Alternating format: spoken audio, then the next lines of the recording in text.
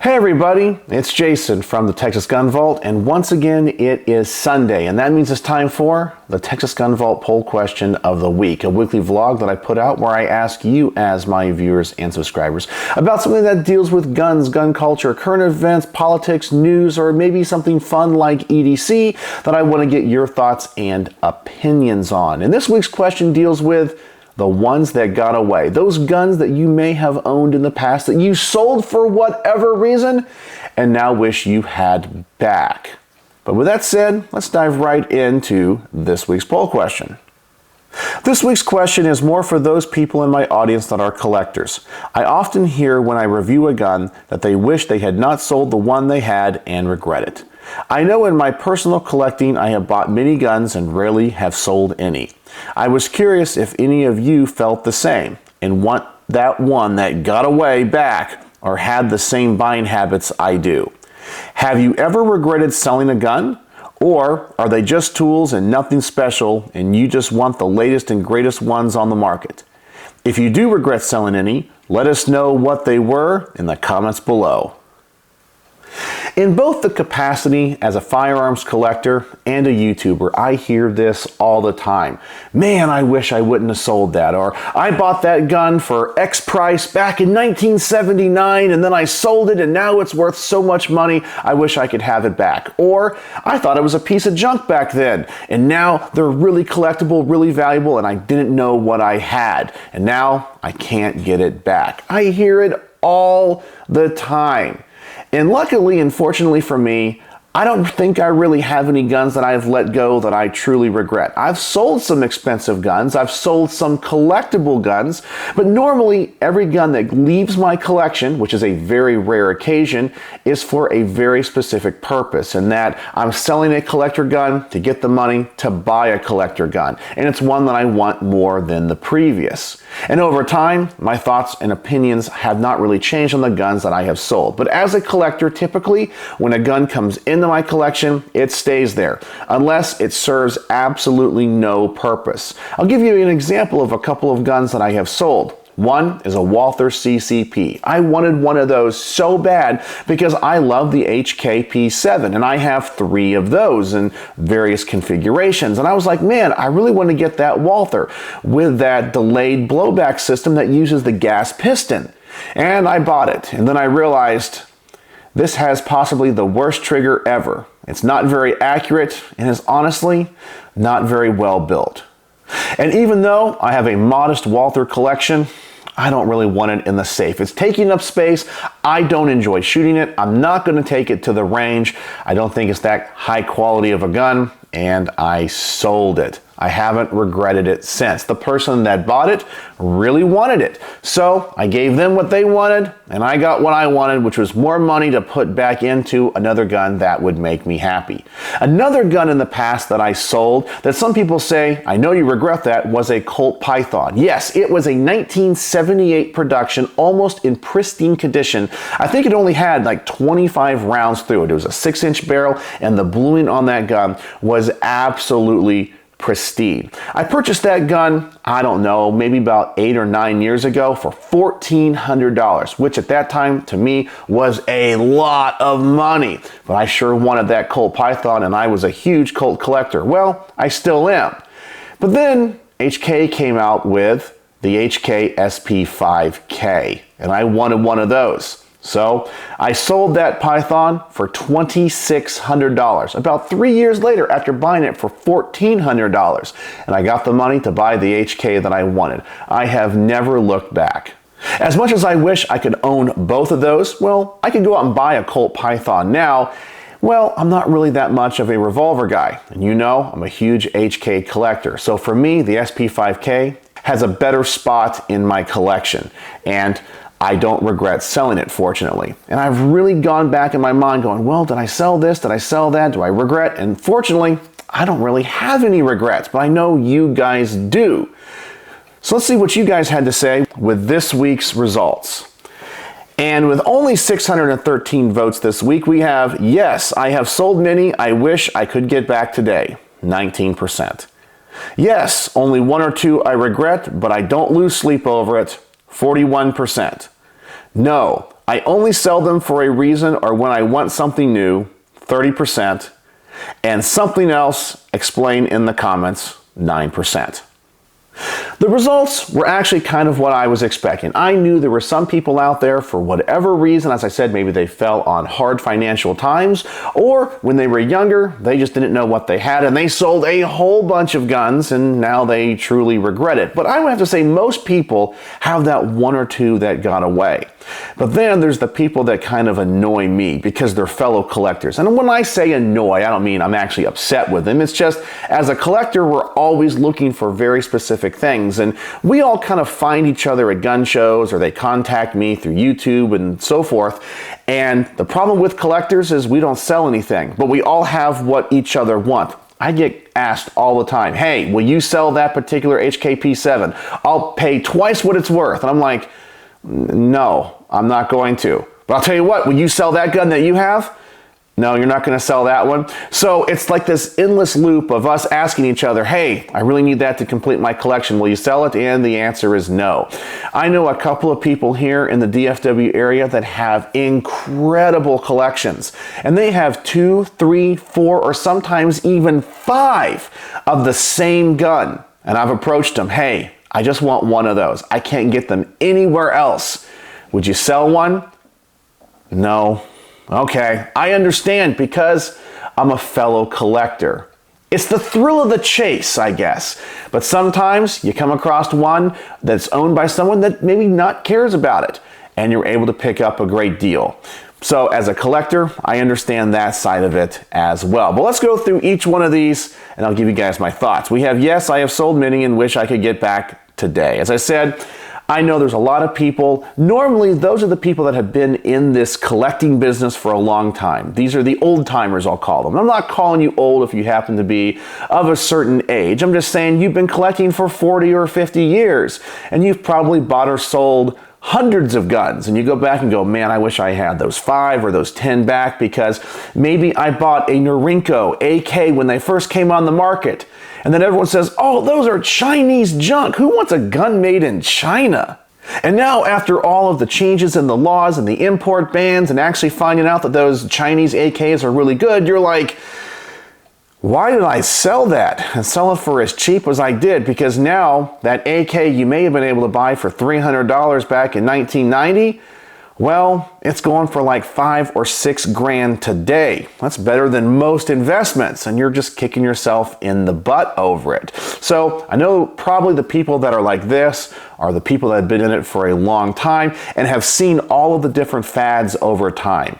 And I guess that's just kind of the way it goes. And I try to learn from other people's mistakes. And I look at all the changes that have happened in the gun community since essentially the 1980s, because that's kind of where my perspective of history begins, because I was born in the 1980s. Well, early in the 1980s. And I know a lot of things have changed, and I can kind of look back and go, oh, the price fluctuations on this, or this got banned and this happens, and I try to be a little bit more forward thinking when it comes to my gun collecting to avoid this pitfall. Then we have, yes, only 1 or 2 I regret, but I don't lose sleep over it. And this got the majority, and I think from just being a YouTuber, this is the kind of people that comment on my videos a lot, especially on the rarer guns, the guns that are no longer manufactured. I might fall into this category when it comes to that Colt Python. I go, well, then I sell it at the right time, because now that $2,600 Python goes for about $3,700. So I could have almost tripled or quadrupled my $1,400 investment. But man, did I want that HK SP5 really bad. But I don't lose sleep over it because I got a gun that I want and then I treasure more. Then we have, no, I only sell them for a reason or when I want something new. And this is the one that I most likely would have voted for. And by the way, I never vote or comment in these polls because I never want to skew the results. So I've already told you the story of the guns that I have sold and how I am as a collector. There are plenty of guns that sit in my safe that I bought for some reason because it fits some role in my collection, or I just needed to get that one to complete the collection. And maybe I've shot it one time and I'm like, it's not really that good, or it's not that interesting to me, but I'm not going to sell it. If somebody asks, hey, will you sell that? Not really. I'm not really invested in it emotionally or for any nostalgic reason. I don't need the money. But nah, because if I sell it, I might regret it because now my collection isn't complete anymore. And it just sits in the safe. And I think a lot of people are that way as well. Then we have something else explained in the comments. Now, I went through most of the comments in here, and I'm not really sure who voted for this that said they explained in the comments, because for the most part, people told me the stories about the guns that they sold that they regret, or they're like collectors like I am and never sell anything. So I'm kind of curious. I wish more people would have said what this option was for them. What is this something else? Because you either regret or don't regret it, but I always put that option in there because I know if I don't put it in there, someone will say, you left this off the poll. So I always give people the opportunity to vote for something different. So that's my thoughts on all of this. Well, let's see what you guys had to say with the top rated comments of the week. And this week's top rated comment comes from Gurr, who says, I've only sold 2 firearms, but I sold them for a good reason. One was a Beretta Nano that was my old EDC, and which I hated the trigger on. The other was a Taurus G2C, which I bought just based on hype, but also winded up hating the trigger on. I sold them during the pandemic because guns were scarce, and another YouTuber, Marksman TV, who runs a gun shop, said that used guns were what was helping the gun shop stay open since they weren't getting new inventory in. So I decided it would be a good time to sell them to a local shop. Since I had no plans on using them again and they were just going to sit in the safe, might have helped someone who couldn't find one out. Unless there's something that I really dislike about a firearm, I don't believe in selling them, even if it's one I don't need or use. It's something I can pass on to future generations. Only buy, no sell. That's a really interesting comment, and I agree with 99% of it. However, I guess it's just the businessman in me. I know that when you sell to a gun shop, they're going to kind of lowball you on the offer because they got to turn around and sell it, and I totally get that. I don't blame them for that at all. But I think a lot of people that sell to gun shops sometimes don't know the value. Now, I know Gurr knows the value, and he was just trying to help out some local gun shops. So I really applaud him for that because local gun shops are so important to our economy and the gun culture, and I'm sure glad that he helped them out, and I'm sure somebody got a great deal on those 2 used guns and are probably very happy. Maybe they were first-time gun owners. But for me, if I'm going to sell a gun, it's going to be a person-to-person sale. I'm not going to sell it to a gun shop because often I know who it's going to and I know the value of the gun, because all that money is going to do is get turned around and put right back into my collection or go buy ammo or accessories. So I want the maximum value for that gun. Then we have Joe FW, who said, no regrets so far because I'm still in hoard mode. Well, another person that is not selling anything, even guns maybe he doesn't like. And these are the people that frustrate me because often these other people have the guns I want and they're not going to sell. But I guess I frustrate them because I have guns they want and I'm not selling either. Then we have Jeffrey Jones, who said, there are really only 2 guns that I had to sell because I needed the money at the time. Number 1 was a Ruger Mark II stainless steel 6-inch barrel. That thing was actually my favorite. Number 2 was a Sega rifle.